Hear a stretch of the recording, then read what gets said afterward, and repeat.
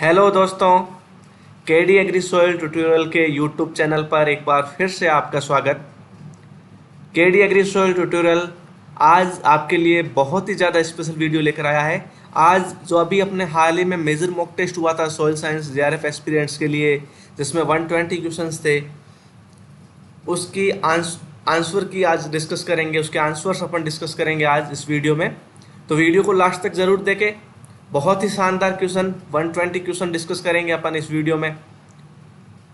इस वीडियो को लास्ट तक ज़रूर देखें और सभी स्टूडेंट जिसने भी ये मॉक टेस्ट अटेंड किया हो, इसके रेस्पॉन्स सबमिट किए हो या नहीं किए हो, सभी जो भी जेआरएफ एस्पिरेंट्स हैं उनके साथ एक बार ये वीडियो ज़रूर शेयर करें। आपके लिए बहुत ज़्यादा हेल्पफुल होने वाला है ये वीडियो। ओके, तो चलो अपन शुरू करते हैं आज का video. KD agri soil tutorial major mock test answer key discuss करेंगे इसमें 120 क्वेश्चंस। ओके, तो आज का अपना फर्स्ट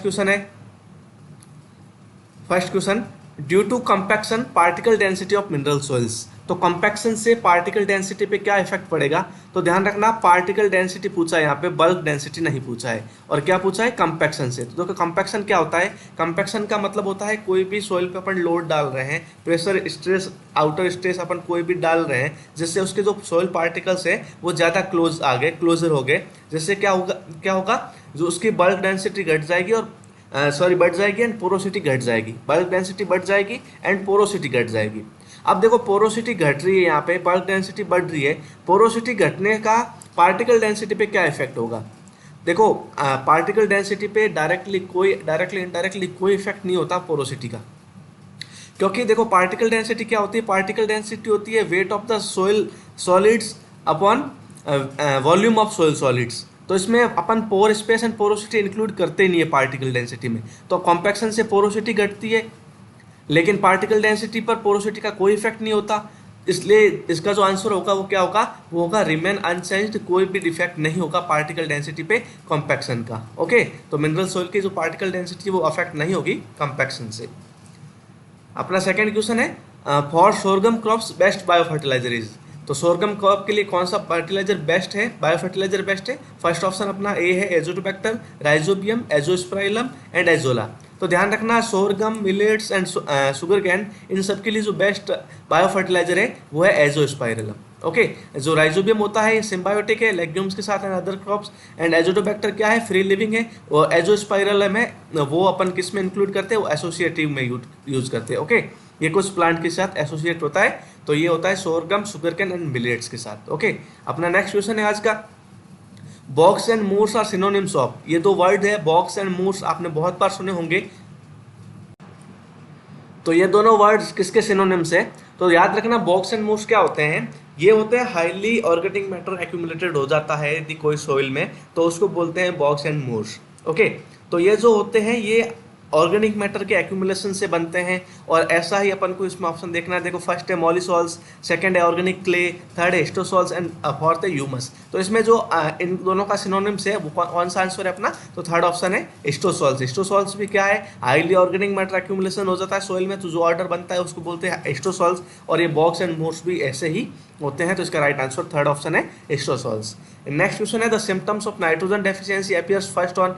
देखो अपन को यदि किसी भी न्यूट्रिएंट की डेफिशिएंसी के सिम्टम्स देखने हैं तो उसकी मोबिलिटी पे ध्यान देना होगा अपन को। तो मोबिलिटी, यदि कोई भी न्यूट्रिएंट मोबाइल है मतलब वो इजीली फ्लो कर रहा है प्लांट्स में इजीली फ्लो कर रहा है, तो वो अपेक्स की ओर बहुत जल्दी जाएगा। तो उसके जो न्यूट्रिएंट डेफिशिएंसी होगी या सिम्टम्स आएंगे वो आएंगे लोअर पार्ट में, और लोअर पार्ट होते हैं ओल्डर पार्ट। ओके, प्लांट के। एंड जो भी इमोबाइल है वो स्लोली मूवमेंट करेंगे प्लांट्स में, और वो अपेक्स की ओर धीरे धीरे जाएंगे। तो उनकी जो डेफिशिएंसी के सिम्टम आएंगे वो अपेक्स पे आएंगे, न्यू लीव्स पे आएंगे, या फिर जो न्यूली बर्ड्स हैं उन पे आएंगे। तो ध्यान रखना नाइट्रोजन क्या है, एनपीके, तीनों ही क्या है, मोबाइल न्यूट्रिएंट है प्लांट में। तो मोबाइल है तो ये अपेक्स की ओर इजीली चले जाएंगे। तो इनकी कमी कहाँ होगी, ओल्डर पार्ट में या फिर लोअर पार्ट में। तो इसका राइट आंसर है ओल्डर लीव्स। ओके, और एक बात इसमें ध्यान रखना है, जो कैल्शियम एंड बोरोन होता है हाईली इमोबाइल होता है प्लांट्स में, तो इनकी जो डेफिशिएंसी के सिम्टम्स आते हैं वो कहाँ पे आते हैं, वो नए बर्ड्स, जो भी न्यू बर्ड्स अभी इमर्ज हुई है, राइज हुई है, उन पे आते हैं, calcium and boron. Okay, next question है अपना विच one of is not A resource conservation technology. तो इसमें से कौन सी रिसोर्स कंजर्वेशन टेक्नोलॉजी नहीं है, फर्स्ट ऑप्शन है जीरो टिलेज, सेकंड है मिनिमम टिलेज, थर्ड है स्ट्रिप क्रॉपिंग एंड फोर्थ है लेजर लेवलिंग। तो देखो इसका जो अभी न्यू IEEE है उसमें लेजर लेवलिंग को भी बोला है कि ये एक रिसोर्स कंजर्वेशन टेक्नोलॉजी है, इसमें आप बहुत सारे रिसोर्सेज कंजर्व होते हैं। ओके, तो इसमें जो चारों ऑप्शन है वो चारों ही रिसोर्स कंजर्वेशन टेक्नोलॉजी के अंदर आते हैं, तो कोई भी ऐसी इसमें टेक्नोलॉजी नहीं है जो नहीं है रिसोर्स कंजर्वेशन, तो इसके चारों ही ऑप्शन सही है। ओके, नेक्स्ट क्वेश्चन देखते हैं, which micronutrient is more strongly bound to organic matter. देखो ऑर्गेनिक मैटर हर मेटल्स के साथ या माइक्रोन्यूट्रिएंट के साथ अलग अलग एफिनिटी से जुड़ता है, अलग अलग स्ट्रेंथ से जुड़ता है, तो वो स्ट्रेंथ सबसे ज़्यादा स्ट्रेंथ या सबसे ज़्यादा स्ट्रांगली किसके साथ जुड़ेगा, ये इन चारों ऑप्शन में से बताना है। तो फर्स्ट ऑप्शन अपना है आयरन, सेकंड है निकल, थर्ड है zinc and fourth one is copper. तो ध्यान रखना इसकी एक ट्रिक है, क्यू निकोजन फिरे मन। ओके, क्यू निकोजन फिरे मन। तो सबसे पहले आता है क्यू मतलब कॉपर, तो सबसे ज़्यादा स्ट्रांगली जो ऐड होता है या जुड़ता है तो जो सबसे स्ट्रांगली बॉन्ड बनाता है ऑर्गेनिक मैटर वो बनाता है कॉपर के साथ। क्यू निको, सबसे पहले सबसे ज़्यादा कॉपर, उसके बाद में निकल, उसके बाद में कोबाल्ट, उसके बाद में जिंक, उसके बाद में आयरन, और सबसे लिस्ट जो स्ट्रांगली या सबसे वीक जो बाउंड होता है वो किसके साथ होता है, मैग्नीज के साथ। तो क्यू निकोजन फिरेमन, copper, nickel, cobalt, zinc, iron and manganese. Okay, तो इसका राइट आंसर क्या होगा, इसका राइट आंसर होगा copper Cu। Okay, fourth option. Next question है, the temperature regime which is having mean annual soil temperature is less than 8 degree Celsius and difference between mean winter and mean summer temperature is less than 5 degree Celsius। देखो यहाँ पे अपन को first regime का temperature बताया, वो mean annual temperature कितना है, 8 डिग्री सेल्सियस से कम है। ओके, एंड जो समर एंड विंटर के जो एनुअल टेम्परेचर है उसमें जो डिफरेंस है वो 5 डिग्री सेल्सियस से कम है। तो यहाँ अपन को सबसे पहले देखना है कि इसका जो टेम्परेचर है एनुअल टेम्परेचर वो कितना है, तो वो लेस देन 8 डिग्री सेल्सियस है, और जो लेस देन 8 डिग्री सेल्सियस होते हैं वो होते हैं फ्रिजिड। क्या होते हैं, फ्रिजिड। एंड बाद में अपन को देखना है विंटर एंड समर में डिफरेंस क्या है। देखो ध्यान से देखना है, क्वेश्चन 2020 में इसी पैटर्न का एक क्वेश्चन आया था। तो इसमें यदि 5 डिग्री सेल्सियस से कम है तो एक प्रीफिक्स यूज होती है, वो होती है आइसो, एंड यदि 5 डिग्री सेल्सियस से ज़्यादा है तो कोई भी प्रीफिक्स यूज नहीं होती, उसको अपन फ्रिजिड ही बोलेंगे। ओके, यदि ये क्वेश्चन होता है temperature regime which is having mean annual soil temperature is less then 8 degree Celsius and difference between mean winter and mean summer temperature is less more than 5 degree Celsius, तो इसका answer होता frigid. लेकिन यहाँ पे पूछा है less than 5 degree Celsius, तो इसका आंसर होगा आइसो फ्रिजिड। क्या प्रीफिक्स लग जाएगा यहाँ पे, आइसो, तो ये आइसो आगे लग जाएगा, उसका नाम हो जाएगा आइसोफ्रिजिड। तो इसका राइट आंसर है बी ऑप्शन आइसोफ्रिजिड। तो इस क्वेश्चन का आंसर क्या है, B option isofrigid. Next question देखते हैं, most widely used feed stock of hydrogen in India presently use for preparation of nitrogen fertilizers. तो नाइट्रोजन फर्टिलाइजर्स के लिए जो हाइड्रोजन यूज होती है वो हाइड्रोजन इंडिया में सबसे ज़्यादा कौन से रिसोर्स से आती है, कौन से मटेरियल से अपन लेते हैं। तो फर्स्ट ऑप्शन है कोल, सेकंड है लिग्नाइट, थर्ड है naphtha and fourth one is kerosene. तो इसका राइट आंसर है नेप्था। नेप्था एक पेट्रोलियम इंडस्ट्री का बाय प्रोडक्ट है। नेप्था जो 200 to 250 डिग्री सेल्सियस पर अपन अचीव करते हैं, पेट्रोलियम को 250 डिग्री सेल्सियस पर गर्म करेंगे, जो अपन को मिलेगा वो क्या होगा, नेप्था। ओके, फ्रैक्शनल डिस्टिलाइजेशन मेथड से। तो ये नेप्था होता है, हाइड्रोजन स्टॉक में सबसे ज़्यादा वाइडली यूज होता है अपन नाइट्रोजन फर्टिलाइजर के लिए, जो हाइड्रोजन अपन को चाहिए होता है। ओके, नेक्स्ट क्वेश्चन है अपना, the crops that provide a good harvest along with enrichment of soil in terms of fertility is known as. देखो इसमें क्या है, हार्वेस्ट भी अच्छा मिल रहा है अपन को, यील्ड भी अच्छी हो रही है, और इसके साथ सोइल एनरिचमेंट हो रहा है, सोइल में न्यूट्रिएंट कंटेंट बढ़ रहा है, सोइल की फर्टिलिटी बढ़ रही है। तो ये जो क्रॉप्स होती है वो कौन सी क्रॉप्स होती है, इसका आंसर बताना। फर्स्ट ऑप्शन है कैच क्रॉप, सेकंड है एग्जॉस्टिव क्रॉप, थर्ड है restorative crops and fourth one is relay crops. Okay, तो ये क्या है, एनरिचमेंट भी होता है सोइल का, एंड हार्वेस्ट भी अपन को अच्छा मिलता है, यील्ड भी अच्छी मिलती है, तो ये क्रॉप होती है रिस्टोरेटिव क्रॉप्स। ओके, तो इसका राइट आंसर है थर्ड ऑप्शन। नेक्स्ट क्वेश्चन है फादर ऑफ नैनो टेक्नोलॉजी। ये बहुत ही ज़्यादा इंपॉर्टेंट क्वेश्चन है, देखना। फर्स्ट ऑप्शन है Richards, second is Tomlinson, third one is Richard Feynman and fourth one is Pruitt. तो देखना यहाँ पे जो फादर ऑफ नैनो टेक्नोलॉजी है वो है रिचर्ड फेमैन, थर्ड ऑप्शन, और टॉमलिसन है father of GIS, okay, geographical information system जो जीआईएस है उसके जो फादर है वो टॉमलिंसन है। और जो नैनो टेक्नोलॉजी जो टर्म कॉइंट की थी वो किसने की थी, तो वो की थी नोरियो तानागुची ने। ओके, नोरियो तानागुची, तो नोरियो तानागुची तो कॉइन की थी नैनो टेक्नोलॉजी टर्म। जो फादर है नैनो टेक्नोलॉजी के वो किसको बोलते हैं, वो रिचर्ड फेमन को बोलते हैं। और जो जीआईएस के फादर है जियोग्राफिकल इंफॉर्मेशन सिस्टम के, वो कौन है, टॉमलिंसन। ओके, नेक्स्ट क्वेश्चन देखते हैं अपन। The following place in India which is reserve of phosphorus is, तो फॉस्फोरस का रिजर्व इंडिया में कौन सी प्लेस है, कहाँ पे सबसे ज़्यादा फॉस्फोरस अवेलेबिलिटी, सबसे ज़्यादा फॉस्फोरस के स्टॉक्स अवेलेबल है। तो देखना, फर्स्ट ऑप्शन है मालथू मेड़ा, सेकंड इज कालीबेरी, third one is Jhamarkotra and fourth one is Akola Maharashtra. तो देखना, यह सबसे ज़्यादा जो फॉस्फोरस रिजर्व है या सबसे ज़्यादा फॉस्फोरस अवेलेबिलिटी है, फॉस्फोरस की रॉक्स है, वो सबसे ज़्यादा है उदयपुर की एक प्लेस है जामरा कोटरा। ओके, यहाँ पे सबसे ज़्यादा रॉक फॉस्फेट माइंस है और फॉस्फेट की इंडस्ट्री भी बहुत ज़्यादा अच्छी डेवलप है यहाँ पे जामरा कोटरा उदयपुर। ओके, उदयपुर राजस्थान में है, तो यहाँ फॉस्फोरस रिजर्व भी बोलते हैं इंडिया का। नेक्स्ट क्वेश्चन देखते हैं अपन। The pH at which both ammonia and ammonium ions are equal. देखो ये एक क्वेश्चन आपने बहुत अच्छे से पढ़ा होगा कि ऐसा pH बताइए जहाँ पे H2PO4 minus and HPO4 2 minus दोनों इक्वल होते हैं 7.2। लेकिन ये नया क्वेश्चन है, the pH at which both ammonia and ammonium ions are equal. तो ये कौन सा pH होता है जहाँ पे अमोनिया एंड अमोनियम आयंस दोनों ही इक्वली अवेलेबल होते हैं। तो इसका जो राइट आंसर है वो कौन सा है, 9.5 बी ऑप्शन। ओके, तो 9.5 पे क्या होता है, ये दोनों ही इक्वली अवेलेबल होते हैं। नेक्स्ट क्वेश्चन है soil fertility theory and practices book given by, बहुत ही ज़्यादा इंपॉर्टेंट बुक है। IEEE में बहुत ज़्यादा इसके जो राइटर है उन्होंने कंट्रीब्यूट किया है, बहुत सारे चैप्टर फर्टिलिटी के में उनका कंट्रीब्यूशन है। और इसका आंसर है कंवर, जीएस कंवर है, इन्होंने soil fertility the theory and practices book return की लिखी। ओके, नेक्स्ट क्वेश्चन है first essential nutrient reported deficient in Indian soils. तो इंडियन सोइल में ऐसा कौन सा न्यूट्रिएंट है जो सबसे पहले रिपोर्टेड किया था डेफिशिएंट।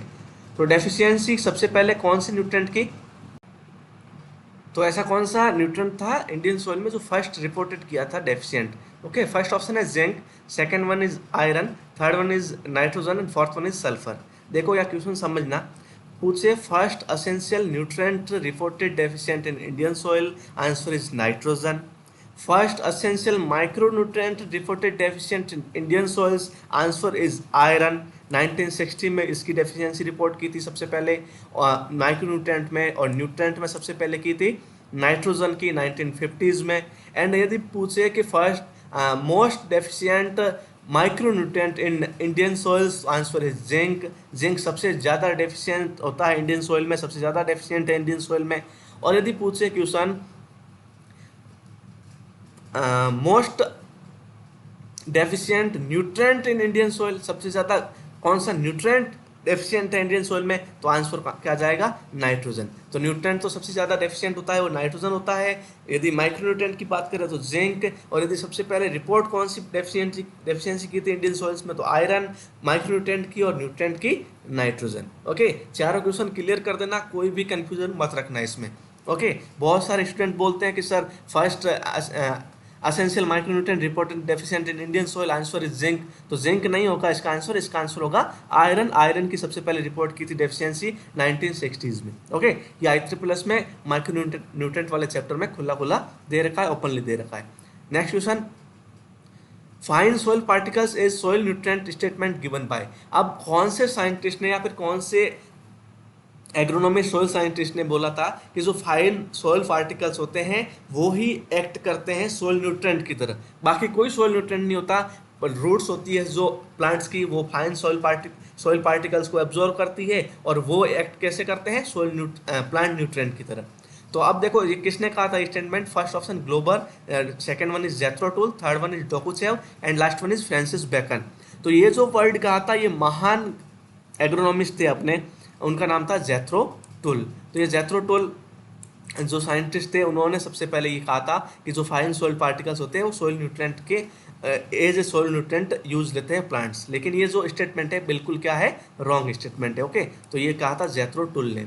नेक्स्ट देखते हैं अपन, एस्परजिलस एवामोरी इज ए एस्परजिलस एवामोरी, ये पहले भी अपन डिस्कस कर चुके हैं, ये क्या है, पी सोल्यूबलाइजर है। तो ये क्या करता है, फॉस्फेट को फॉस्फोरस जो अनअवेलेबल होती है उसको अवेलेबल फॉर्म में सोल्यूबलाइज करता है, जो इमोबाइल है उनको मोबाइल फॉर्म में ट्रांसफर करता है। Okay, which one is following is not related to biosuper, biosuper से रिलेटेड कौन नहीं है, first option elemental sulphur, second sulphur oxidising bacteria, third basic slag and रो रॉक फॉस्फेट। तो ये बायोसुपर से रिलेटेड कौन नहीं है, बेसिक स्लैग नहीं है, बाकी तीनों। तो जो इसका आंसर है वो थर्ड ऑप्शन है, बेसिक स्लैग। तो बायोसुपर किस चीज से मिलकर बना होता है, elemental sulphur, sulphur oxidising bacteria and रो रॉक फॉस्फेट, ये तीनों मिलकर बायोसुपर बनाते हैं, लेकिन बेसिक स्लैग इसका कोई पार्ट नहीं है।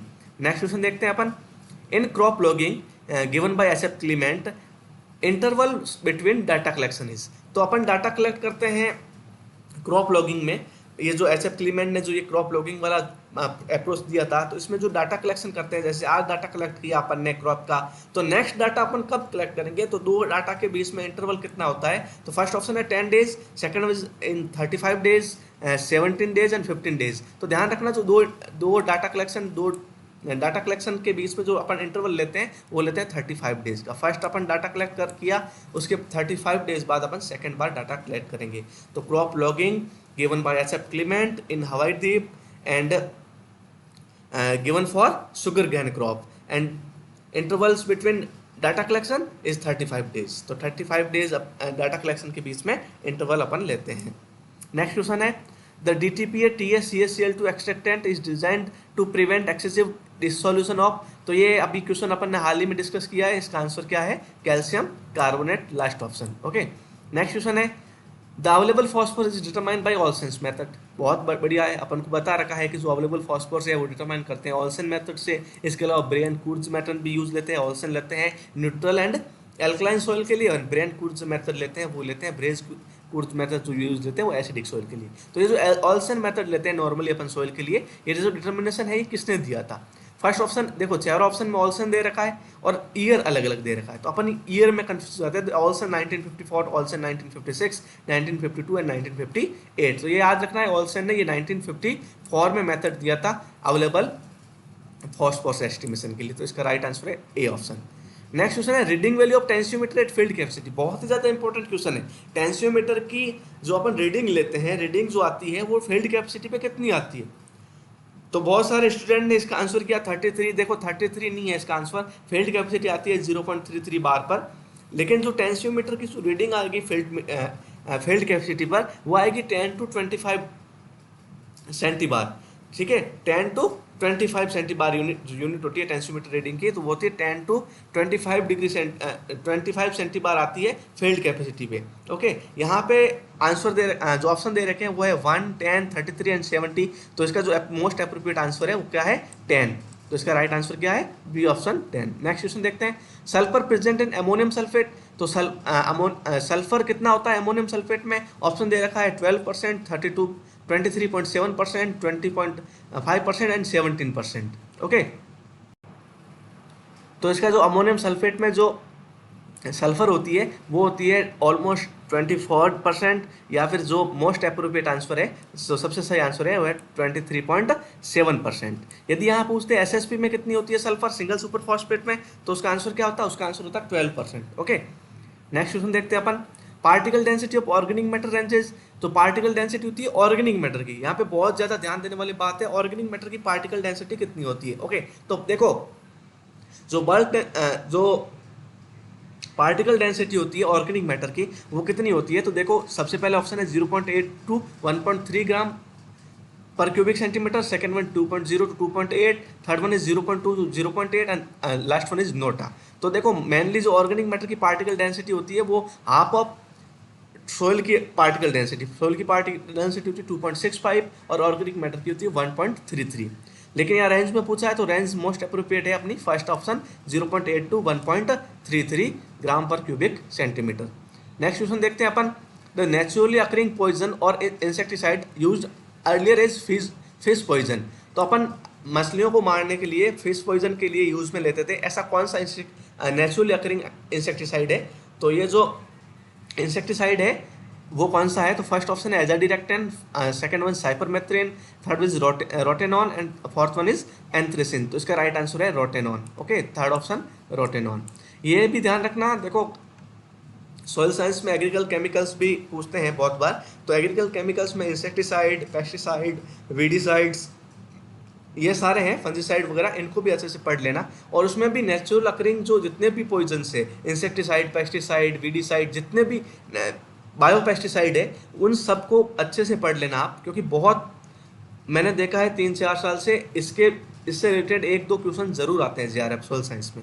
ओके, और ये सबसे बढ़िया दे रखा है जो पेस्टिसाइड्स है, वो सबसे बढ़िया दे रखे हैं नेमरासुंडा में। आप नेमरासुंडा के एंटोमोलॉजी के लास्ट में जो इंसेक्टिसाइड या पेस्टिसाइड दे रखे हैं, उनको अच्छे से पढ़ लेना, उतना ही सफिशिएंट है अपने लिए। ओके, नेक्स्ट देखते हैं।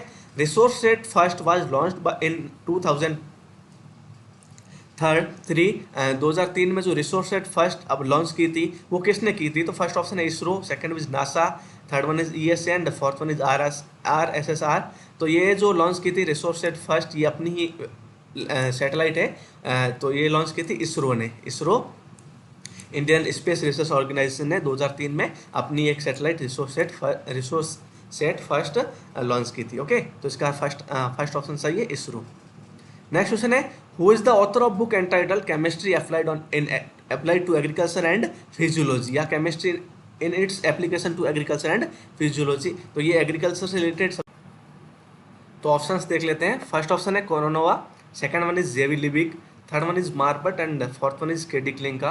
KD Glinka is student of Dokuchaev के स्टूडेंट थे केडी क्लिंका।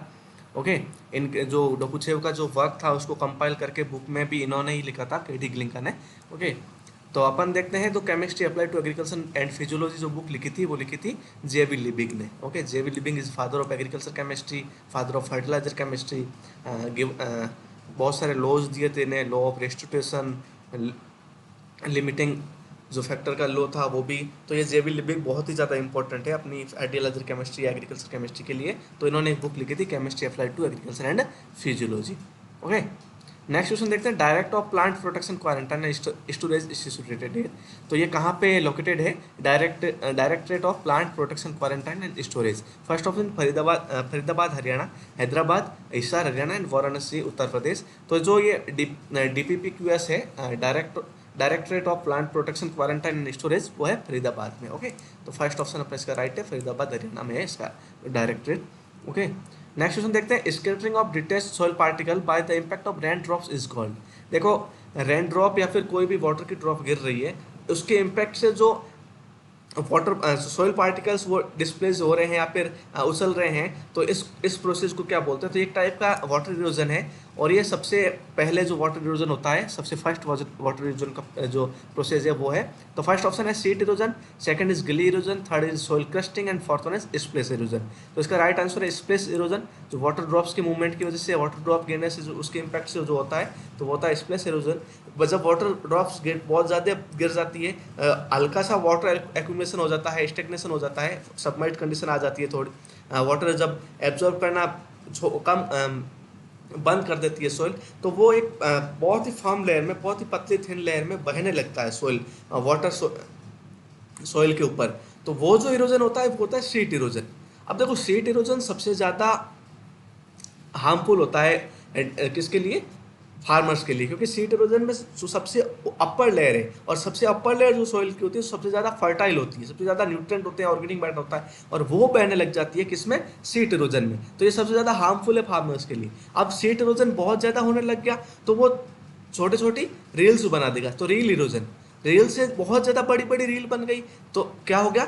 गली इरोजन। और गली इरोजन बहुत बड़ी बड़ी गली बनाने लग गया, बहुत बहुत ज़्यादा क्रेविक्स बना दिए सॉइल में, बहुत ज़्यादा लॉस हो गया सॉइल का। ठीक है, तो वो जो बनेगा वो रेवाइन होगा। ओके, तो सबसे पहले स्प्लेश, उसके बाद में sheet, rill, gully and ravine erosion. Okay, ये सीक्वेंस है। तो इसका जो आंसर होगा वो फोर्थ ऑप्शन है, स्प्लेश इरोजन। नेक्स्ट क्वेश्चन देखते हैं। The first international drip irrigation meeting was held at in 1971। तो 1971 में first international drip irrigation meeting हुई थी, तो वो कौन सी कंट्री में हुई थी? तो फर्स्ट ऑप्शन है इजराइल, सेकंड है France, third one is India and fourth one is USA। तो ध्यान रखना, 1971 में first international drip irrigation meeting हुई थी, वो हुई थी इजराइल में। नेक्स्ट क्वेश्चन देखते हैं। A vertical section of soil profile removed from soil and mounted for display or studies known is. तो बहुत सारे यूनिवर्सिटी में, बहुत सारे कॉलेज कैंपस में आपने देखा होगा, सोइल डिपार्टमेंट में ऑलमोस्ट सब में आपने, इंडियन जितने भी सोइल डिपार्टमेंट है वहाँ देखा होगा आपने। तो क्या करते हैं कि जो सोइल प्रोफाइल है उसको एज इट इज़ निकालते हैं सोइल से, और उसको कांच के फ्रेम में या फिर वुडन बॉक्स में क्या कर देते हैं, फिट कर देते हैं। और वो क्या स्टडी पर्पज से या फिर उसको डिस्प्ले करने के लिए कि क्या, अपन को समझने के लिए कि कैसी होती है सोइल प्रोफाइल, तो उसके लिए या स्टडी के लिए अपन को यूज देते हैं उसको। जो भी कॉलेज कैंपस है, सोइल साइंस डिपार्टमेंट है, ओके। तो उसको क्या बोलते हैं, तो उसको बोलते हैं सोइल मोनोलिथ, ओके। आपको बहुत आर कॉलेज कैंपस में ये देखने को मिल जाएगा। तो ये होता है सोइल मोनोलिथ, ओके। तो इसका आंसर है soil monolith, a vertical section of soil profile removed from the soil and mounted for display or study is known as soil monolith. Next question देखते हैं। Which oxidation stage of chromium is extremely toxic. तो कौन सी oxidation state है chromium की, वो extremely toxic है। ये ट्राइवेलेंट कैटाइंस के रूप में भी अवेलेबल होता है, प्रेजेंट होता है सोइल में, और हेक्सावेलेंट के लिए भी के फॉर्म में भी होता है। तो कौन सी ऑक्सीडेशन स्टेट है वो सबसे ज़्यादा टॉक्सिक होती है, एक्सट्रीमली टॉक्सिक। तो इसका राइट आंसर है hexavalent, okay, third option. Next question देखते हैं। Ceresan M is a. तो ये सिरेसन एम है, तो ये क्या है। फर्स्ट ऑप्शन है mercurial fungicide, second is one is zincated fungicide, copper fungicide या ऑर्गेनो फॉस्फेट फंजीसाइड। तो देखना सिरेसन एम क्या होता है। तो सिरेसन एम बहुत ही ज़्यादा हैजार्डियस हो जाएगा यदि अपन बहुत ज़्यादा इस फंजीसाइड को यूज़ करेंगे, क्योंकि ये होता है मर्क्यूरियल फंजीसाइड। कौन सा होता है, मर्क्यूरियल। तो क्या होगी, टॉक्सिसिटी जो लेवल है सोइल में मर्क्यूरी का, वो बढ़ जाएगा यदि बहुत ज़्यादा अपन सिरेसन एम यूज़ कर रहे हैं, ओके। तो ये आपको सोइल पोल्यूशन वाले जो चैप्टर है, सोइल पोल्यूशन IEEE में भी दे रखा है, डी दास में भी, तो उसमें आपको ये क्वेश्चन मिल जाएगा, ये लाइन मिल जाएगी कि Ceresan M is a mercurial fungicide. तो ये एक टाइप का क्या होता है, मर्करी का फंजीसाइड होता है, मर्क्यूरियल फंजीसाइड होता है, ओके। नेक्स्ट क्वेश्चन देखते हैं। Calcium deficiency most prominently occur in alkali soil, acidic soil, calcareous soil, NOTA. तो एल्कली एंड कैल्शियस सॉइल होती है, उसमें इसके सॉल्ट मिल जाएंगे कैल्शियम के। लेकिन एसिडिक सॉइल पीएच बहुत लो होता है, तो क्या होगा, पीएच लो पे कैल्शियम मैग्नीशियम इनकी अवेलेबिलिटी क्या हो जाती है, डिक्रीज हो जाती है। तो इसकी जो डेफिशिएंसी है सबसे ज़्यादा कहाँ होती है, एसिडिक सॉइल में। तो राइट आंसर है अपना B option, second one, okay. So next question है, next question, urease inhibit urease enzyme activity for at least, okay. तो जो यूरियज इनहिबिटर होता है वो यूरियज एंजाइम की एक्टिविटी कितने टाइम के लिए इनहिबिट कर देता है, कम से कम कितने टाइम के लिए, ओके। फर्स्ट ऑप्शन है 1 वीक, सेकंड वन है for 2 week, and third option for 4 week, and last option 6 week. तो याद रखना एटलीस्ट जो यूरियज इनहिबिटर होता है वो एटलीस्ट यूरियज एंजाइम की एक्टिविटी 2 वीक के लिए क्या कर देता है, रिटार्ड कर देता है, इनहिबिट कर देता है। 2 वीक तक यूरियज एंजाइम एक्टिव नहीं रहता, 2 वीक तक उसकी जो एक्टिविटी है, उसकी जो एक्टिविटी है उसको इनहिबिट कर देता है। जिससे क्या होता है, जैसे यूरिया का हाइड्रोलाइसिस नहीं होता और यूरिया लॉन्ग टाइम तक परसिस्ट करता है सोइल में और स्लोली रिलीज करता है एंड प्लांट्स को, और लॉन्ग टाइम तक अवेलेबल रहता है, ओके। तो इसका जो राइट ऑप्शन है वो है 8 वीक्स। इससे ज़्यादा वीक हो सकते हैं, 3 वीक तक हो सकता है, लेकिन कम से कम कितने वीक तक ये इनहिबिट करता है, 2 वीक के लिए। तो राइट ऑप्शन क्या है, second option 2 week, okay. Next question है अपना, most widely occur and simplest 1:1 clay mineral. तो क्ले मिनरल जो 1:1 है, जिसके एग्जांपल मैं आपको बताऊं तो केओलिनाइट, नेक्राइट, डिकाइट एंड हेलोसाइट, ये सारे उनके एग्जांपल हैं 1:1 एल्यूमिनोसिलिकेट्स क्ले मिनरल। और इनमें देखो हेलोसाइट, डिकाइट, नेक्राइट, केओलिनाइट, ये चारों ही 1:1 क्ले मिनरल के एग्जांपल है। लेकिन जो मोस्ट कॉमन एंड वाइडली अकर जो है वो कौन सा है, तो वो है केओलिनाइट। केओलिनाइट ऑलमोस्ट हर टाइप की सोइल में आपको मिल जाएगा। तो केओलिनाइट होता है जो most widely occur and simplest 1:1 clay mineral होता है, ओके। नेक्स्ट क्वेश्चन है, the cation exchange capacity of sexy oxide is. तो सेक्सी ऑक्साइड होता है एल्यूमिनियम आयरन के ऑक्साइड्स, जिसको सेक्सी ऑक्साइड बोलते हैं, इनकी CEC कितनी होती है, केटायन एक्सचेंज कैपेसिटी कितनी होती है। तो फर्स्ट ऑप्शन है 15 to 30 milliequivalent for 100 gram of soil, second one is 2 to 4, third is 10 to 14 and last one is 80।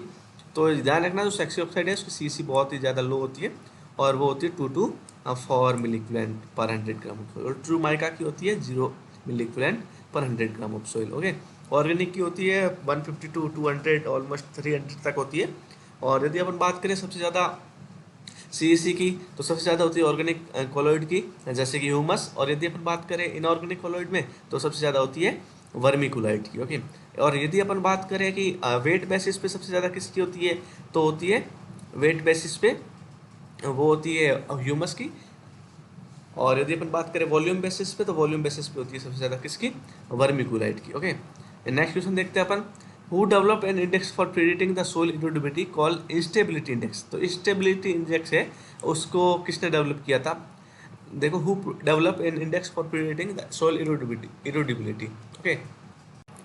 तो फर्स्ट ऑप्शन है अपना ल्यूगोलॉफिस 1969, second one is Henin Monnier and Combeau 1958, and third one is Adrian Anderson 1961, and the last one is Corley तो 1959। Okay. तो instability index तो है उसको सबसे पहले डेवलप किसने किया था? तो वो डेवलप किया था एनिन मोनियर एंड कॉम्ब्यू 1958। तो राइट आंसर इसका क्या है? B option. ओके। ये तो ये जो इंस्टेबिलिटी इंडेक्स है किससे रिलेटेड है? सोइल इरोडिबिलिटी प्रिडिक्ट करने से रिलेटेड है। ओके। नेक्स्ट क्वेश्चन है diffusion coefficient value usually between. तो जो अपन डिफ्यूजन कोएफिशिएंट अपन यूज लेते हैं, तो वो यूजुअली उसकी रेंज क्या होती है? तो फर्स्ट ऑप्शन है 0.1 to 0.6, second one is 0.6 to 0.8, third one is 1.2 to 2.8, and last one is 3.5 to 4.5। तो जो डिफ्यूजन कोएफिशिएंट अपन जनरली यूज करते हैं उसका जो अपन रेंज लेते हैं वो कितने लेते हैं? 0.6 टू 0.8। सेकंड ऑप्शन अपने इसका एल्बिडो। एल्बिडो मतलब वाइटनेस जो इसका मीन होता है। तो ये कौन सी लैंग्वेज से डेराइव किया? फर्स्ट है लैटिन, ग्रीक, इंग्लिश या संस्कृत। तो ये लैटिन वर्ड है एल्बिडो। ओके, जिसका मीन होता है वाइटनेस। नेक्स्ट क्वेश्चन है the blue colour of sky is due to. तो स्काई का जो ब्लू कलर होता है स्कैटरिंग की वजह से होता है, जो अपनी लाइट रेडिएशन आ रही है उसकी स्कैटरिंग हो जाती है। एटमॉस्फेयर में जो भी पार्टिकल्स अवेलेबल होते हैं वो स्कैटर कर देते हैं लाइट रेडिएशन को, लाइट की रे को। तो उसकी वजह से ब्लू कलर होता है। तो कौन सी टाइप की स्कैटरिंग की वजह से होता है? फर्स्ट है रे लाइट, सेकेंड इज मी। तो तीन टाइप की स्कैटरिंग होती है, रे light, me and non selective. तो ये जो ब्लू कलर होता है स्काई का, वो फर्स्ट ऑप्शन इसका राइट है। रेली जो स्कैटरिंग होती है इसकी वजह से। ओके। नेक्स्ट है root growth of maximum plants ceases due to lack of oxygen supply when ODR is less than. ODR होता है oxygen diffusion ratio, oxygen diffusion rate. Okay. तो ओडीआर किससे कम होगी तो मोस्ट ऑफ प्लांट की जो ग्रोथ होगी वो क्या हो जाएगी? रुक जाएगी। तो फर्स्ट ऑप्शन है 20 इंटू 10⁻⁸ पर सेंटीमीटर स्क्वायर पर minute, sorry centimetre square minute, 15 into 10⁻⁸ या फिर 2 इंटू 10⁻⁸ या फिर 10 इंटू 10⁻⁸ ग्राम पर सेंटीमीटर स्क्वायर मिनट। ओके। तो जो ओडीआर होती है वो यदि 20 इंटू 10⁻⁸ ग्राम पर सेंटीमीटर स्क्वायर मिनट से यदि कम हो जाएगी, उससे लेस देन इस फर्स्ट ऑप्शन की हो जाएगी, तो वो क्या होगी? रूट ग्रोथ रुक जाएगी किसकी? मैक्सिमम प्लांट्स की। ओके। तो राइट आंसर क्या है? A option. लेकिन यदि यहाँ पूछे ऑप्टिमम कितना होना चाहिए, तो इसका राइट आंसर होगा 40। Okay, 40 into 10⁻⁸। ओके। और यहाँ पे पूछा है मैक्सिमम प्लांट्स की कहाँ पे सीज हो जाती है, रुक जाती है ग्रोथ, तो इसका राइट आंसर है 20। ओके। बाकी यदि ऑप्टिमम पूछते तो 40। नेक्स्ट है first soil map of India prepared by ZJ स्कोलास्की in.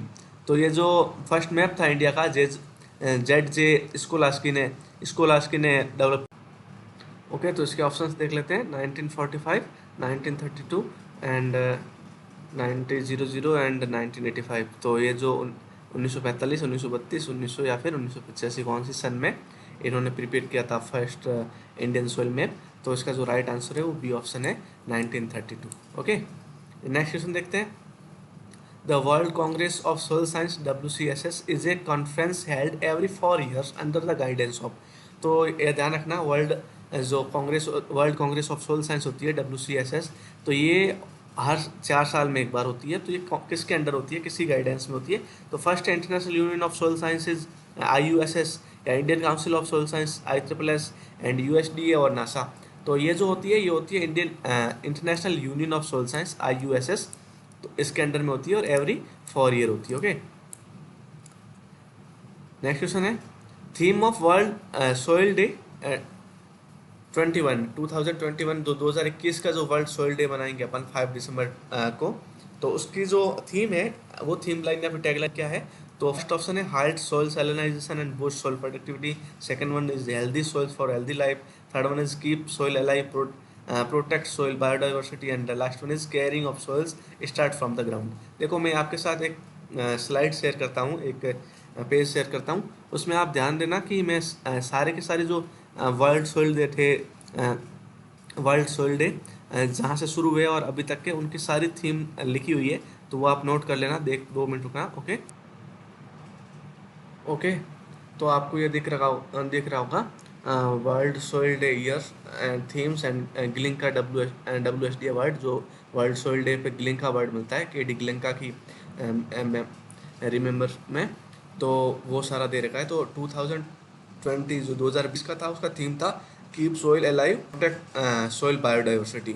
Okay, and जो ग्लिंका अवार्ड मिला था इस ईयर, ये मिला था मिस्टर ल्यूका मॉन्टेनेरेला। ओके, 2019 का था stop soil erosion and save our future, and मिनगैंग को मिला था, डॉक्टर मिनगैंग को ग्लिंका अवार्ड। ओके, नेक्स्ट है 2018 का, 2018 का, तो be the solution of soil pollution to soil pollution, और इसमें जो ग्लिंक अवार्ड मिला था वो अपने ही इंडियन साइंटिस्ट थे, USA में है, professor Rattan Lal. Okay, and 2017 का जो था उसकी थीम थी caring of soils start from the ground, and इसका जो ग्लिंका अवार्ड मिला था Argentine not till farm association, ये एसोसिएशन है, इसको मिला था। ओके, नेक्स्ट है 2016 का 16 का soil and pulses symbiosis of life. यहाँ पल्सेस ऐड इसलिए की थी 2016 को वर्ल्ड पल्स ईयर के रूप में भी अपन सेलिब्रेट किए थे। ओके, और ये मिला था कोलंबिया की एक जो एसोसिएशन है IGAC। ओके,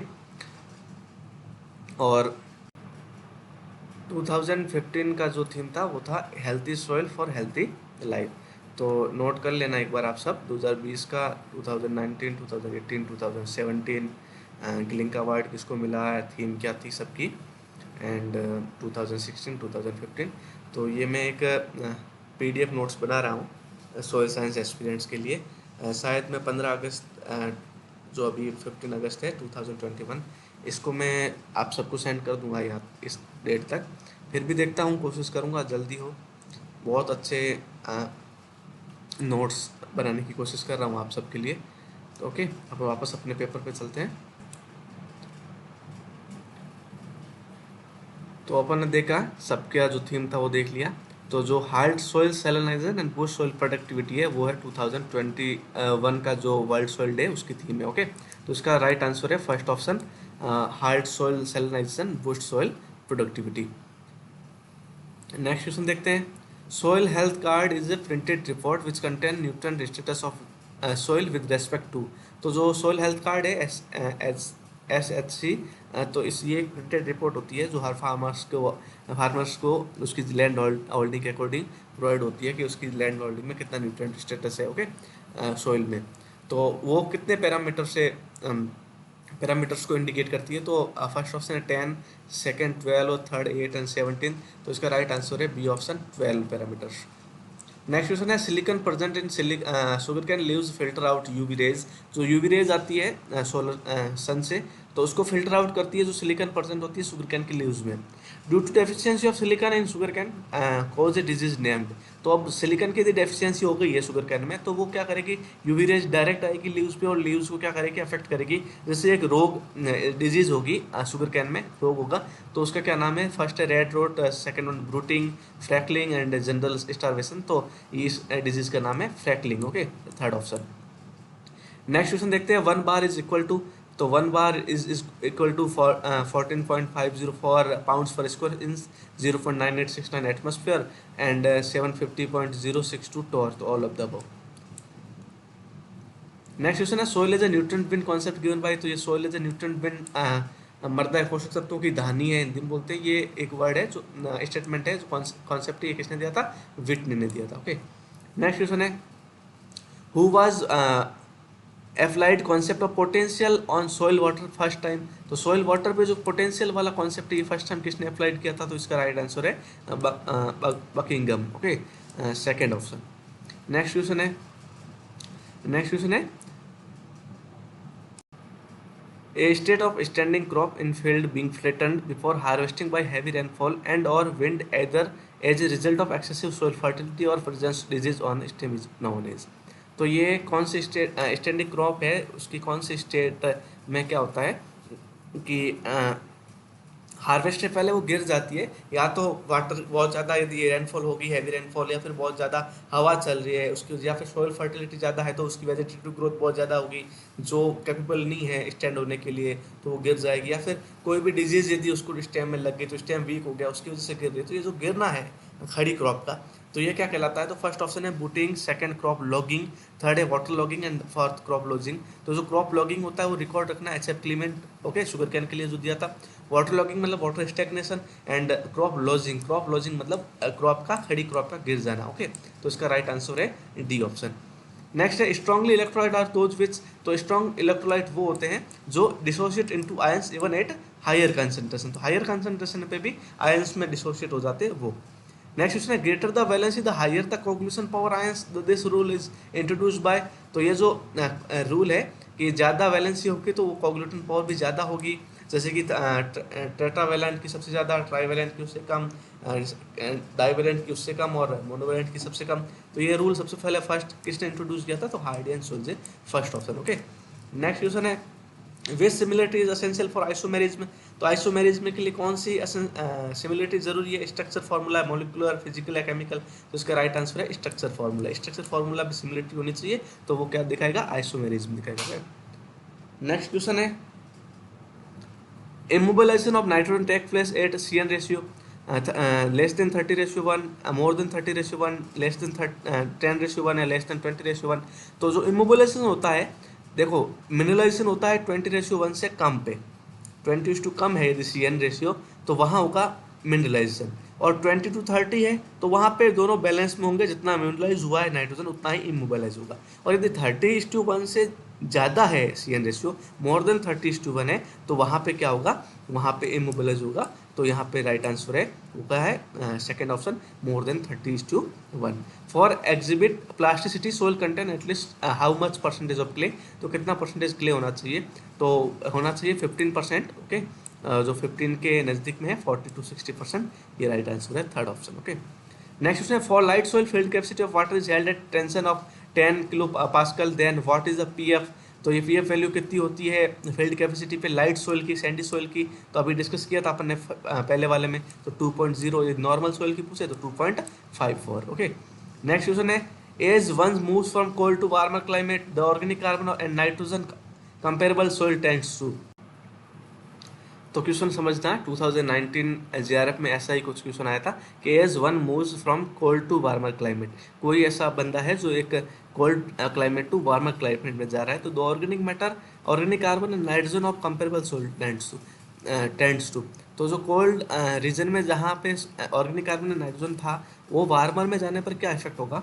तो याद रखना जहाँ पे रेनफॉल ज़्यादा हो एंड टेम्परेचर कम हो वहाँ पे ऑर्गेनिक मैटर का एक्यूमुलेशन होगा, तो ऑर्गेनिक कार्बन भी ज़्यादा होगी और नाइट्रोजन भी ज़्यादा होगा। वार्मर में क्या होता है? रेनफॉल कम एंड टेम्परेचर ज़्यादा है, तो वहाँ पे क्या होगा? रेनफॉल कम है, तो रेनफॉल कम है तो क्या है? ऑर्गेनिक मैटर प्रोडक्शन कम है, और वार्मर है मतलब टेम्परेचर ज़्यादा है तो प्रोडक्ट जो ऑर्गेनिक मैटर पहले से है उसका डिकम्पोजिशन ज़्यादा होगा, तो जो अभी हाल में होगा वो क्या होगा? उसमें ऑर्गेनिक मैटर कम होगा, मीन ऑर्गेनिक कार्बन भी कम होगा एंड नाइट्रोजन भी कम होगा। तो यदि कोई कोल्ड से वार्मर की ओर जा रहा है तो क्या होगा? डिक्रीज होगा carbon content and nitrogen content. Next देखते हैं द हाइड्रोस्टेटिक प्रेशर ऑफ और force develop due to accumulation of water absorb by roots is measured with the arrow. देखो यहाँ पे अपन को क्या दे दी? रूट प्रेशर की डेफिनेशन दे दी, और उसके बाद में पूछ लिया कि इसको किससे मेजर करते हैं, तो सिंपली है रूट प्रेशर को किससे मेजर करते हैं? फर्स्ट ऑप्शन है oximeter, viscometer, second and third is manometer and last one lysimeter. तो याद रखना मैनोमीटर होता है वो किसके काम आता है? रूट प्रेशर मेजर करने के लिए, ओके। नेक्स्ट क्वेश्चन है IRS first C is one of the best satellite having highest spatial resolution of metre in panchromatic and metre in multi spectral, तो कितना कितना metre panchromatic and multi spectral में इसका spatial resolution था? तो IRS first सी जो जिसने LISS sensor use किए थे, ओके, तो इसका था 5.8 metre in panchromatic and multi spectral में था 23, तो राइट ऑप्शन है इसका थर्ड। नेक्स्ट क्वेश्चन देखते हैं forest conservation act was enacted in the year 1980, 1980 में इनेक्ट हुआ था। नेक्स्ट क्वेश्चन देखते हैं, the universal soil equation USL was developed by agriculture research service USDA scientist W Wischmeier and D Smith in to predict soil loss in agriculture regions. तो कौन से year में इसको प्रिडिक्ट किया था? तो इसका राइट आंसर है 1965। नेक्स्ट क्वेश्चन है, mean residence time MRT is highest for. तो सबसे ज़्यादा कौन सा ऑर्गेनिक जो मैटर है ह्यूमस का कौन सा फ्रैक्शन सबसे लॉन्ग टाइम तक परसिस्ट करता है सोइल में, उसका मीन रेजिड्यू टाइम सबसे ज़्यादा होगा, एमआरटी ज़्यादा होगा, तो वो होता है ह्यूमिक। ओके, फल्विक का सबसे कम, ह्यूमिक एसिड का मिडल का होता है और ह्यूमन का सबसे ज़्यादा होता है। नेक्स्ट क्वेश्चन है, which one of the following protects nitrogenase in Azotobacter.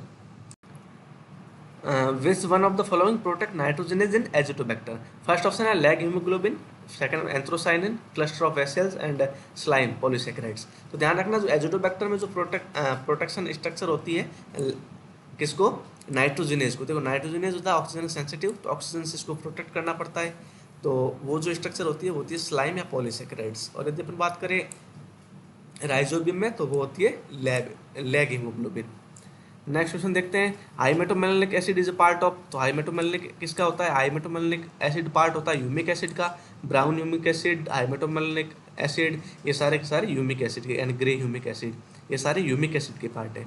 Next है, black forest in plant occur due to. तो ब्लैक फॉरेस्ट होता है वो होता है सब zero temperature and very low relative humidity RH। तो सेकंड ऑप्शन इसका राइट है। नेक्स्ट क्वेश्चन है, ये 2019 में पूछा था क्वेश्चन। ओके, नेक्स्ट क्वेश्चन है, विच स्टेटमेंट इज करेक्ट। तो कौन सा स्टेटमेंट करेक्ट है? Difference between normalized difference vegetative NDVI and enhanced vegetative index EVI is that in the presence of snow NDVI decreases while EVI increases. तो NDVI तो decrease होता है यदि snow होगा एटमॉस्फेयर में, लेकिन EVI क्या होता है? इंक्रीज होता है। ये राइट है बिल्कुल अपना statement. The normalized difference vegetation index NDVI is chlorophyll sensitive, the EVI is more responsible to canopy structure variation. बिल्कुल राइट है ये। जो NDVI होता है वो तो क्लोरोफिल सेंसिटिव होता है, लेकिन जो EVI सेंसिटिव किसके होता है? ये रेस्पॉन्स करता है कैनोपी स्ट्रक्चर वेरिएशन से। ओके, थर्ड है, TVI is a version of NDVI to avoid operating with negative NDVI values, adding 0.5 to NDVI value and taking the square root of result compute TVI value. तो ये तो अभी पूछा भी था आपने 2020 के पेपर में, जो जेरक का था। TVI की अपन को क्या फॉर्मूला पूछ लिया था, TVI एक्सप्रेस एज। तो TVI कैसे करते हैं? Under root of NDVI plus 0.5, तो ये होता है TVI। ओके, तो ये all of the above correct है। नेक्स्ट क्वेश्चन है, select a salt which is not purely dispersion agent in saline alkaline soil. तो सैलाइन अल्कलाइन सॉइल में कौन सा प्योरली डिस्पर्जन एजेंट नहीं है? सोडियम कार्बोनेट है, सोडियम हाइड्रोक्साइड है, सोडियम क्लोराइड नहीं है। ओके, तो NaCl नहीं होता dispersion agent alkali saline alkali soil में। नेक्स्ट क्वेश्चन है, wet sieving technique of soil structure evolution was first developed by. देखो इसको मॉडिफाइड किया था योर्डन ने, लेकिन फर्स्ट दिया था toluene.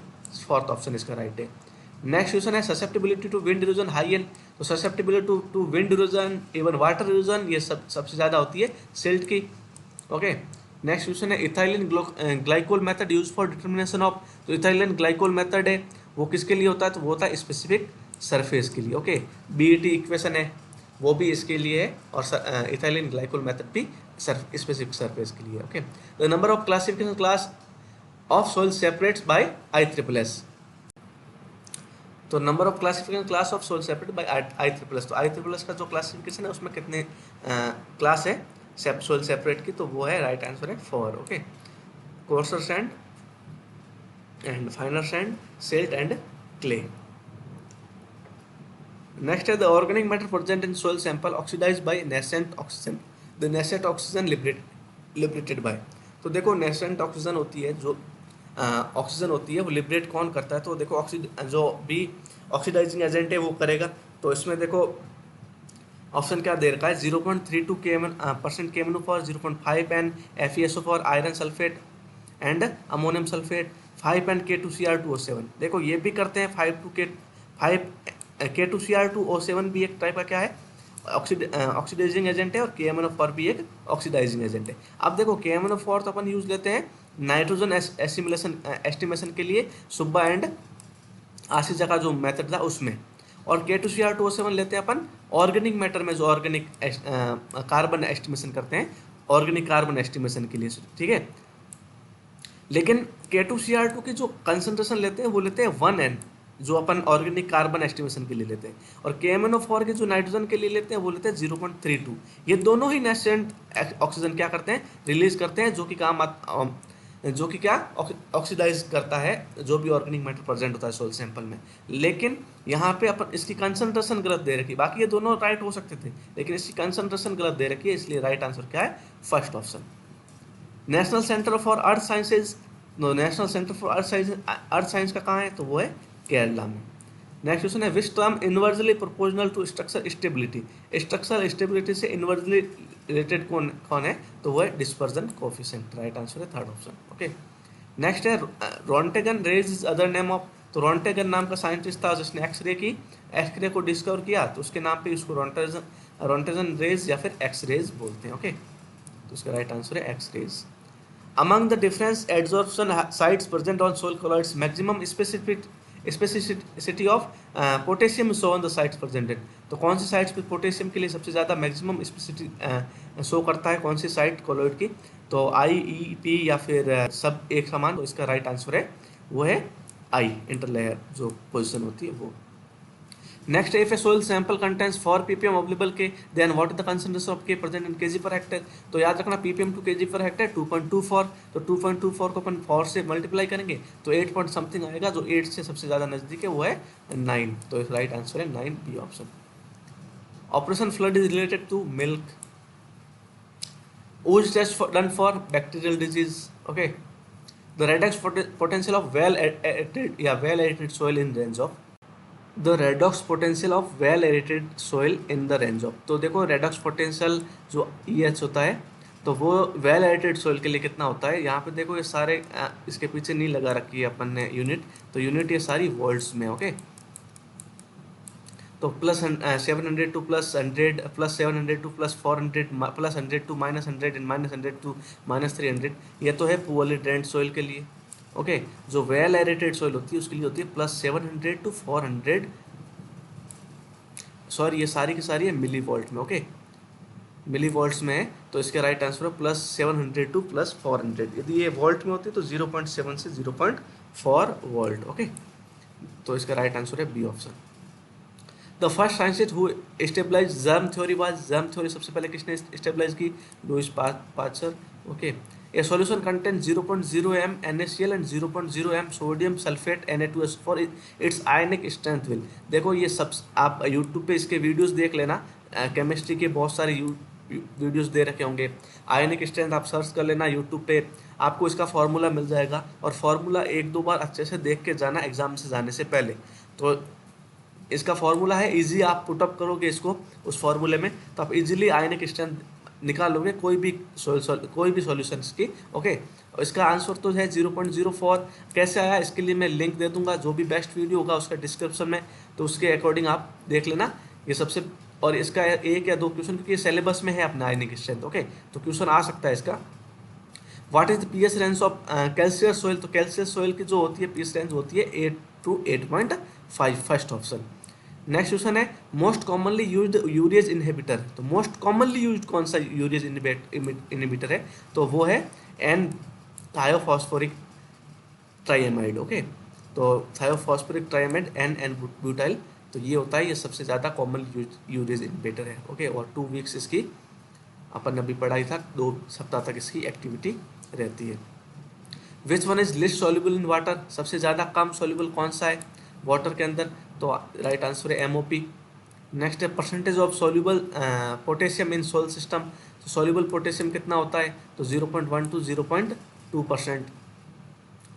Which one is most easily weatherable primary mineral, देखो प्राइमरी मिनरल पूछा है तो कौन सा होगा, ओलिवाइन, और यदि सेकेंडरी होता तो जिप्सम भी आ सकता था आंसर में। ओके, नेक्स्ट है the angle through which the stage of to be rotated to cause darkness is known as, तो कौन से एंगल पे, तो वो होता है angle of extinction, third option right है। The representation of surface feature on map and their identification, देखो आपने मैप देखा होगा, साइड में एक दे रखा होता है जो भी मतलब उनके फीचर्स दे रखे होते हैं, तो वो उसको बोलते हैं, वो बोलते हैं सोइल लीजेंड। ओके, लीजेंड बोलते हैं। तो इस क्वेश्चन का जो आंसर है वो है third option. Okay, next question देखते हैं।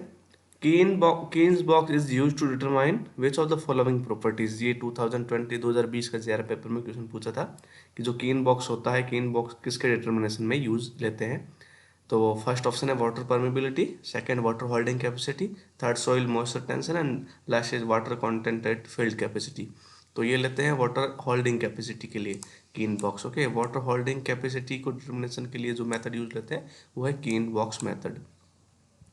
नेक्स्ट क्वेश्चन देखते हैं। और fertilization of water bodies is known as termed as. तो और फर्टिलाइजेशन हो जाता है, फर्टिलाइजर जो अपन सोइल में दे रहे हैं वो लीच आउट होकर या फिर रन ऑफ होकर वाटर के साथ वाटर बॉडीज में चला जाता है, और वाटर बॉडीज में क्या है, बढ़ जाता है फर्टिलाइजर कंटेंट, नाइट्रेट और फॉस्फेट कंटेंट, जिससे क्या होता है, एल्गल ब्लूम होती है, और ये जिसकी वजह से होती है वो क्या है, यूट्रोफिकेशन। ओके, तो सेकंड ऑप्शन जो है यूट्रोफिकेशन, इसका राइट आंसर है। तो इसको यूट्रोफिकेशन बोलते हैं, और fertilization of water bodies. Next question है which one is not sulphur containing amino acid. तो इसमें से सल्फर कंटेनिंग एमिनो एसिड कौन सा नहीं है। फर्स्ट है taurine, second one is methionine and third one is cystine and last one is nota. तो मोस्ट ऑफ ने टॉरिन किया, तो मैं आपको बता दूं टॉरिन भी एक सल्फर कंटेनिंग एमिनो एसिड है, मिथ्योनिन है ही, सिस्टीन है ही, तो इसका आंसर होगा नोटा। इसमें से ऐसा कोई नहीं है जो सल्फर कंटेनिंग नहीं है, सारे के सारे सल्फर कंटेनिंग एमिनो एसिड है। ओके, टॉरिन भी एक टाइप का सल्फर कंटेनिंग एमिनो एसिड। तो ये जो एमिनो एसिड है वो एनिमल टिश्यूज में वाइडली प्रेजेंट होता है, तो एक टाइप का ये सल्फोनिक एसिड होता है, सल्फर कंटेनिंग एमिनो एसिड है। ओके, नेक्स्ट क्वेश्चन है अपना study and mapping of soil in their natural environment is known as. तो अपन जो मैपिंग करते हैं, सोइल की मैप तैयार करते हैं, और या फिर नेचुरल एनवायरनमेंट में सोइल की जो स्टडी है या फिर मैपिंग है, ये क्या कहलाती है। तो मोस्ट ऑफ ने इसका आंसर दिया है, वो दिया है सोइल सर्वे। तो ये इसका आंसर सोइल सर्वे नहीं है, इसका आंसर है, यदि मैपिंग पूछा है तो मैपिंग का रिलेटेड क्वेश्चन है ये, सोइल की मैपिंग कर रहे हैं, तो इसका राइट आंसर है कार्टोग्राफी। ओके, थर्ड ऑप्शन इसका राइट है, कार्टोग्राफी। नेक्स्ट क्वेश्चन है final report of soil survey is known as. जो फाइनल रिपोर्ट आती है सोइल सर्वे की, तो उसको क्या बोलते हैं। तो सर्वे मैगजीन, सर्वे रिपोर्ट, सर्वे बुकलेट या सोइल मैगजीन। तो याद रखना, जो फाइनल रिपोर्ट सोइल सर्वे की आती है, जो सोइल सर्वे कर लिया, जो उसका रिजल्ट है, फाइनल रिपोर्ट है, तो उसको बोलते हैं सर्वे रिपोर्ट। ओके, तो इसका राइट आंसर है survey report, second option. Next question है per hectare pesticide consumption is highest in which country. तो पर हेक्टर पेस्टिसाइड कंजप्शन सबसे ज्यादा कौन सी कंट्री का है, सबसे ज्यादा कौन सी कंट्री में कंजप्शन होता है पेस्टिसाइड्स का पर हेक्टर, यदि अपन बात करें तो इसका जो राइट आंसर है वो है चाइना। चाइना में सबसे ज्यादा पेस्टिसाइड कंजप्शन करते हैं पर हेक्टर। नेक्स्ट क्वेश्चन देखते हैं विच one of the following statement is incorrect. तो इनकरेक्ट बताना है इसमें से, जो अपन को फॉर स्टेटमेंट दे रखे हैं, इसमें से जो इनकरेक्ट है उसको बताना है। First, transpiration rate reaches the maximum at around 2 AM। यहाँ देखो ध्यान रखना, 2 AM दे रखा है, सुबह के 2 बजे, जो रात के 2 बजते हैं, तो उस टाइम जो ये बोल रहा है कि ट्रांसपायरेशन रेट होती है वो सबसे ज़्यादा होती है मैक्सिमम एट अराउंड 2 AM, तो रात के 2 बजे। सेकेंड है transpiration is process by which plant loss water in vapour form. बिल्कुल राइट है, ट्रांसपिरेशन मतलब है कि प्लांट्स के द्वारा जो वाटर लॉस होता है वो एंड सोइल द्वारा होता है या फिर सोइल सरफेस द्वारा, तो उसको बोलते हैं evaporation. And soil and plant दोनों को इवेपोट्रांसपिरेशन, EVT। ओके, नेक्स्ट है संकन स्क्रीन पान इवोपोरेटर डेवलप बाय शर्मा एंड दस्ता ने 1968। याद रखना है, बिल्कुल सही स्टेटमेंट है। जो संकन स्क्रीन पान इवोपोरेटर है वो शर्मा एंड दस्ताने ने 1968 में डेवलप किया। नेक्स्ट है Thornthwaite suggest an empirical formula for estimating potential evapotranspiration using the mean monthly temperature and seasonal and annual heat index. तो बिल्कुल जो थॉर्नथवेट ने 1948 में सजेस्ट किया था empirical formula for estimating PET potential evapotranspiration, तो उसने क्या यूज किया था, एक तो मीन मंथली टेम्परेचर और एक सीजनल और एनुअल हीट इंडेक्स। तो इसमें देखो सेकंड, थर्ड एंड फोर्थ तीनों जो स्टेटमेंट है वो राइट है, लेकिन याद रखना जो ट्रांसपिरेशन रेट है वो research maximum at 2 PM local time. तो दिन की 2 बजे सबसे ज़्यादा, जब बहुत ज़्यादा धूप पड़ती है, गर्मी पड़ती है, और सोलर एनर्जी बहुत ज़्यादा रीच होती है एटमॉस्फेयर में, सोयल सरफेस पर, तब जाके वो ट्रांसपिरेशन सबसे ज़्यादा होता है, लेकिन रात की 2 बजे नहीं होता। तो ये स्टेटमेंट रॉन्ग है, तो इसका राइट आंसर क्या है, first option. Which statement is incorrect, तो फर्स्ट इज इनकरेक्ट। बाकी जो 3 है वो तीनों राइट है। नेक्स्ट है which one of the following statement is incorrect, तो इसमें भी अपन को इनकरेक्ट बताना है। Blue green and red are primary colours of और wavelength of the visible spectrum, तो ध्यान रखना ये ब्लू जो BGR है, ब्लू ग्रीन एंड रेड, ये तो प्राइमरी कलर्स है, इसके अलावा कोई प्राइमरी कलर नहीं है, 3 प्राइमरी कलर है, 3 ऑफ प्राइमरी कलर, तो blue green and red. Next है the longest visible wavelength is violet and shortest is red, ये डाउट है। देखो लॉन्गेस्ट विजिबल तो है रेड एंड शॉर्टेस्ट है वायलेट, ओके, तो ये रॉन्ग है। नेक्स्ट देखते हैं the infrared region cover the wavelength range approximately 0.7 micrometre to 100 micrometre, yes बिल्कुल सही है। जो इंफ्रारेड है, far infrared and near infrared, तो ये दोनों ही कवर करते हैं 0.7 टू 100। एंड लास्ट है water droplets and large dust particle can cause non selective scattering, बिल्कुल ये राइट है। तो इसका जो रॉन्ग आंसर है वो इनकरेक्ट कौन सा है, सेकेंड ऑप्शन, ओके। चलो नेक्स्ट क्वेश्चन देखते हैं। नेक्स्ट क्वेश्चन है Landsat first was launched by, तो जो लैंडसैट फर्स्ट सैटेलाइट है ये किस ऑर्गेनाइजेशन ने लॉन्च किया था, तो फर्स्ट है NASA in 1987, NASA in 1972, NASA in 1976 and NASA in 2013। तो जो लैंडसैट फर्स्ट है ये सैटेलाइट है, ये कौन से ऑर्गेनाइजेशन ने, तो ऑप्शन में सारे नासा दे रखे हैं, लेकिन यहाँ पे अपन को जो मेन कंसर्न है वो कहाँ है, ईयर, कौन से ईयर में की है, ओके। तो ध्यान रखना है जो ये लैंडसैट फर्स्ट थी तो वो लॉन्च हुई थी 1972 में, नासा ने लॉन्च की थी, इसको लॉन्च किया था। इसकी सीरीज चल रही है, बहुत सारे लैंडसैट सीरीज के सैटेलाइट लॉन्च हुए, तो ये जो फर्स्ट हुआ वो 1972 में हुआ। नेक्स्ट क्वेश्चन है major limitation for urea super granules use in Indian agriculture is, तो यूरिया सुपर ग्रेनुअल्स USG जो है वो क्यों नहीं यूज करते इंडिया में, मेजर लिमिटेशन क्या है। फर्स्ट ऑप्शन है less availability of USG, availability कम होती है। सेकंड है less availability of appropriate machines to place USG in paddy fields, तो मशीन की अवेलेबिलिटी लेस है। फर्स्ट है उसकी खुद की जो फर्टिलाइजर है उसकी लेस अवेलेबिलिटी, सेकंड है जो अपन प्लेस करने के लिए जो मशीन यूज लेते हैं उसकी अवेलेबिलिटी यदि कम है।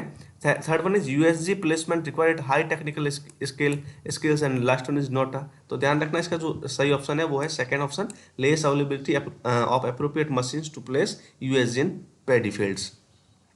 नेक्स्ट क्वेश्चन है ratio of pore volume to volume of soil solids, यहाँ पे सोइल सॉलिड बोल रखा है, पोर वॉल्यूम से वॉल्यूम ऑफ सोइल सॉलिड्स, तो ये होता है वॉइड रेशियो। और pore volume to volume of total soil या सोइल, तो वो होगा पोरोसिटी। नेक्स्ट क्वेश्चन है deficiency of vitamin C cause scurvy disease, okay. Next question है which one is man made surface origin form due to continue application of organic manures या sold, तो organic manure के continue application से जो बनता है वो तो होता है प्लेजन। और यदि लॉन्ग टाइम तक अपन क्या कर रहे हैं, हम लोग इस क्वेश्चन की बात करें तो इसमें जो एंथ्रोपिक एंड प्लेजन ये दोनों है, ये दोनों ही मैन मेड सरफेस ओरिजिन या मैन मेड एपिपेडोन्स है, लेकिन ये दोनों का जो फॉर्मेशन होता है वो अलग अलग होता है। यदि form due to continue application of organic manures या सोड की वजह से होता है तो वो होता है प्लेजन। और यदि form due to continue cultivation या कंटिन्यू फार्मिंग की वजह से जो होता है, या फिर ह्यूमन इंटरफेयर बहुत ज़्यादा कर रहा है जिसकी वजह से जो सरफेस ओरिजिन बन रहा है वो होता है एंथ्रोपिक। तो यहाँ पे मैन्यूर्स का पूछा है, ऑर्गेनिक मैन्यूर का, तो आंसर हो जाएगा प्लेजन। और यदि यह मैन्यूर्स नहीं देखे कंटिन्यू कल्टिवेशन की वजह से जो मैन मेड बनता था वो कौन सा है, तो वो होगा एंथ्रोपिक, ओके। अब अपन नेक्स्ट क्वेश्चन की बात करें तो नेक्स्ट क्वेश्चन है रिफ्लेक्टिविटी ऑफ ब्लैक बॉडीज, तो ब्लैक बॉडी की रिफ्लेक्टिविटी कितनी होती है। तो यहाँ यदि बात करें अपन रिफ्लेक्टिविटी की, तो जो ब्लैक बॉडी होती है वो ब्लैक बॉडी क्या करती है, मैक्सिमम एब्जॉर्प्शन कर देता है हीट का, या जो भी रेडिएशन आएगी तो वो उसकी रिफ्लेक्टिविटी क्या होती है, रिफ्लेक्टिविटी होती है उसकी 0, जितना आया रेडिएशन उस सबको एब्जॉर्ब कर दिया और बाकी किसी को वो वापस रिफ्लेक्ट नहीं करता, तो उसकी रिफ्लेक्टिविटी होती है वो होती है 0, तो राइट आंसर है फर्स्ट ऑप्शन। नेक्स्ट क्वेश्चन देखते हैं the soil forming factor that has no relevance after soil reaches its maturity, तो मैच्योरिटी पे पहुंचने के बाद इसका कोई मतलब नहीं रहता, ऐसा कौन सा सोइल फॉर्मिंग फैक्टर है।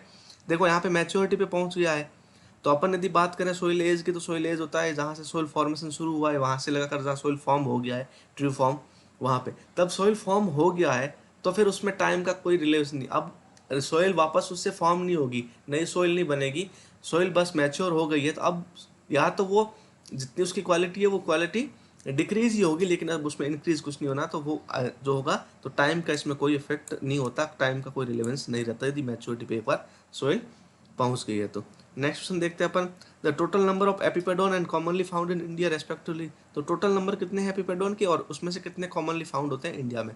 तो टोटल नंबर ऑफ एपिपेडोन है 9, और उसमें से 3 है जो इंडिया में कॉमनली पाए जाते हैं, तो 9 एंड 3, थर्ड ऑप्शन अपना राइट है। नेक्स्ट क्वेश्चन है, which one is a desert soil order. देखो मेनली डेजर्ट सॉइल ऑर्डर है वो एरिडीसॉल है।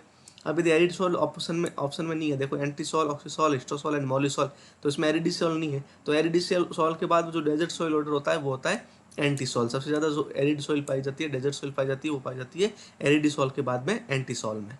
ओके, नेक्स्ट क्वेश्चन है, which one is not a state function और function of state. Enthalpy gives free energy, concentration and internal energy. तो energy जितनी भी है, एंथैल्पी, ये सारे के सारी स्टेट फंक्शन है, लेकिन जो कंसंट्रेशन, टेम्परेचर, ये है वो क्या है, स्टेट फंक्शन नहीं है। नेक्स्ट क्वेश्चन देखते हैं कि best green manure crop for alkaline crop. तो alkaline soil, sorry, best green crop for alkaline soil. तो एल्कलाइन सॉइल के लिए सबसे बेस्ट ग्रीन क्रॉप कौन सी है। फर्स्ट ऑप्शन है क्रोटोलेरिया, सेकंड है Cyamopsis, third one is Sesbania, last one is Vigna. तो ध्यान रखना, जो बेस्ट क्रॉप होती है एल्कलाइन क्रॉप के लिए, जो बेस्ट ग्रीन क्रॉप होती है वो होती है सेस्बानिया। ओके, तो थर्ड ऑप्शन इसका राइट है। नेक्स्ट क्वेश्चन देखते हैं, सबमर्ज पोटेंशियल। सबमर्ज पोटेंशियल मतलब सोइल वाटर जो स्टेगनेशन कंडीशन हो जाती है उसका जो पोटेंशियल अपन को मेजर करना होता है, जो वाटर स्टेगनेशन कंडीशन है उसका पोटेंशियल मेजर करना होता है, तो उसमें कौन सा अपन यूज लेते हैं इंस्ट्रूमेंट। फर्स्ट है infiltrometer, second piezometer, third one is penetrometer and last one is sonar. तो उसका जो राइट आंसर है वो है पीजोमीटर। ओके, नेक्स्ट क्वेश्चन देखते हैं, हाइड्रोजन आयोडाइड रेड्यूस्ड सल्फर और non carbon bounded sulphur comprises how much percentage of total organic sulphur present in soil. तो टोटल ऑर्गेनिक सल्फर जितना प्रेजेंट होता है वो 3 फॉर्म में पाया जाता है, hydrogen iodide bonded, hydrogen iodide reduced, या फिर नॉन कार्बन बाउंडेड। एक होता है कार्बन बाउंडेड जो रेनन निकल से रिड्यूस होता है, और उसके बाद में होता है जो होता है वो रेजिडुअल जो कार्बन होता है वो। तो इसमें से जो hydrogen iodide bond reduce sulphur है या नॉन कार्बन बाउंडेड सल्फर है वो कितना परसेंट होता है टोटल ऑर्गेनिक कार्बन का। ओके, टोटल ऑर्गेनिक सल्फर का, ना कि सिर्फ सल्फर का। तो यहाँ पे टोटल ऑर्गेनिक सल्फर का कितना परसेंट होगा है, तो वो होता है 50%। 50% होता है H I reduced sulphur of total organic sulphur. Next question है, secondary chloride like HIV, hydroxy interlayer vermiculite and HIS hydroxy interlayer smectite most commonly found in which soil order. First है vertisol, histosol, second one alfisol, ultisol, histosol, mollisol and entisol, inceptisol. तो ध्यान रखना है, जो secondary chloride होते हैं, okay, जो chloride के इंटरलेयर से बनते हैं, तो ये जो होते हैं क्लोराइड्स लाइक, मतलब क्लोराइड जैसे होते हैं, लेकिन ये इंटरलेयर बनते हैं किसके, 2:1 के इंटरलेयर से बनते हैं। तो इसमें जो राइट आंसर है वो है alfisol, ultisol. Okay, next question, which soil order has highest soil inorganic carbon stock while minimum soil organic carbon stock. तो इनऑर्गेनिक कार्बन स्टॉक सबसे ज़्यादा होता है, जैसे कि वो कार्बन कैल्शियम कार्बोनेट के रूप में है बहुत ज़्यादा, लेकिन ऑर्गेनिक कार्बन स्टॉक जो ह्यूमस वगैरह होते हैं, फिर ऑर्गेनिक मैटर होता है, वो जो एक्यूमुलेशन है वो सबसे कम है। तो ऐसा कौन सा सोइल ऑर्डर है, तो एरिडिसॉल, मॉलिसॉल, हिस्टोसॉल, वर्टिसॉल। तो देखो मॉलिसॉल, हिस्टोसॉल में ऑर्गेनिक कंटेंट बहुत ज़्यादा होता है, ऑर्गेनिक कार्बन कंटेंट। बात वर्टिसॉल एंड एरिडिसॉल करें तो वर्टिसॉल में जो इनऑर्गेनिक कार्बन का स्टॉक होता है वो कम होता है, लेकिन यदि बात करें एरिडिसॉल की तो इनऑर्गेनिक कार्बन होता है मैक्सिमम और ऑर्गेनिक कार्बन होता है मिनिमम। तो राइट आंसर क्या है, ए ऑप्शन एरिडिसॉल। नेक्स्ट क्वेश्चन देखते हैं, the critical limit iron and zinc for Indian soils. जो क्रिटिकल लिमिट है आयरन और जिंक की तो कितनी है। फर्स्ट ऑप्शन 0.6 टू 4.5, 4.0 टू 6.5, या 4.5 टू 0.6। तो आयरन की तो होती है 4.5 और जिंक की होती है 0.6। तो राइट आंसर है अपना third option. Okay, next question देखते हैं अपन, the metallic element most abundant in earth crust. देखो यहाँ पे मेटेलिक पूछा है, यदि बोलते नॉन मेटेलिक तो नॉन मेटेलिक सबसे ज़्यादा था ऑक्सीजन, और यदि एलिमेंट ही पूछते तो वो भी सबसे ज़्यादा था ऑक्सीजन, उसके बाद में सिलिकॉन है, उसके बाद आता है एल्यूमिनियम 8.13। तो मेटेलिक सबसे पहले जिन तीनों में है वो है एल्यूमिनियम। तो सबसे ज़्यादा जो metallic element abundant earth crust में होता है वो होता है एल्यूमिनियम 8.13। ऑक्सीजन और सिलिकॉन बहुत are non metallic. Iron aluminium से थोड़ा कम होता है, वो होता है 5%। ओके, नेक्स्ट क्वेश्चन है अपना, integrated soil test of approach ISTA। जो ISTA अप्रोच या फिर कॉन्सेप्ट जो दिया था वो किसने दिया था। First option Ramamurthy, STCR, okay, Bray, and last third one is Colwell and fourth one is Bowl. तो इसका जो राइट आंसर है ISTA किसने दिया था, वो दिया था कॉलवेल ने। नेक्स्ट क्वेश्चन है phytic acid and phytin is rich in. तो जो फाइटिक एसिड एंड फाइटिन होते हैं वो कौन से एलिमेंट रिच होते हैं, तो कॉपर है first option, second nitrogen, third zinc and last phosphorus. तो फाइटिक एसिड एंड फाइटिन होते हैं वो फॉस्फोरस रिच केमिकल्स होते हैं। ओके, नेक्स्ट क्वेश्चन है for understanding distribution of basic classes of series और family and their phases which survey is used. First option semi detail, detail reconnaissance, detail और reconnaissance. तो याद रखना इसका जो राइट आंसर है वो है सेकेंड ऑप्शन, डिटेल रिकॉन्सेंस।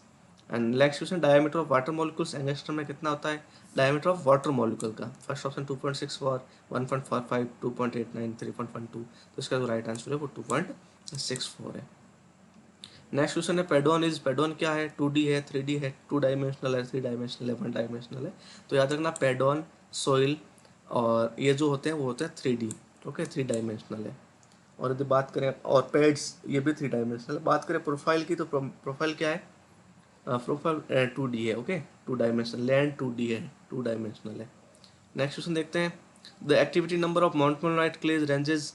जो एक्टिविटी नंबर होता है किसका, माउंट मोनाइट क्ले का, तो ये किस किसके बीच में होता है। फर्स्ट ऑप्शन है 0.2 टू 0.75, सेकंड है 0.75 टू 2.75, थर्ड है 1.0 से 1.7 एंड लास्ट वन इज 2.75 से 5.0। तो इसका जो राइट आंसर है वो है थर्ड ऑप्शन, 1.0 से 1.7। जैसे एक्टिविटी, कोई भी एक्टिव क्ले कौन सा होगा, एक्टिव क्ले होगा जिसका 1.7 हो क्या एक्टिविटी नंबर, तो वो क्ले क्या होता है, एक्टिव क्ले होता है। तो माउंट मोनाइट एक एक्टिव क्ले है, तो इसका राइट आंसर है थर्ड ऑप्शन। नेक्स्ट क्वेश्चन है how would you rate the our mock test, excellent, good, medium, poor, very poor. तो ये तो आप बता देना, मैं कुछ नहीं बोल रहा। आप पूरा का पूरा मॉक टेस्ट आपने सॉल्व किया है बहुत से लोगों ने। तो आज का अपना ये वीडियो पूरा का पूरा अपन ने मेजर मॉक टेस्ट के 120 क्वेश्चंस डिस्कस किए हैं। अब ये वीडियो आपको कैसा लगा, प्लीज़ कमेंट बॉक्स में एक बार कमेंट करके ज़रूर बताएं। ये इन 5 ऑप्शन, ये 5 ऑप्शंस में से एक ऑप्शन आप ज़रूर लिखे। वेरी पुअर भी था तो भी लिखे, मीडियम था तो भी लिखे, किसी को एक्सीलेंट लगा हो तो भी लिखे। और अपने जितने भी दोस्त हैं यदि अच्छा लगा हो ये वीडियो तो उनके साथ शेयर ज़रूर करना, लाइक करना, कमेंट करना और इस चैनल को सबके साथ शेयर ज़रूर करना, ताकि जितने ज़्यादा सब्सक्राइबर बढ़ेंगे उतना इजी होगा मेरे मेरे लिए, कि मैं आपके लिए कुछ और भी फैसिलिटीज़ के साथ, जैसे लाइव क्लासेज है या कुछ क्वेश्चन आंसर है, वो सारे मैं आपके साथ शेयर कर पाऊँ। और thank you so much, bye.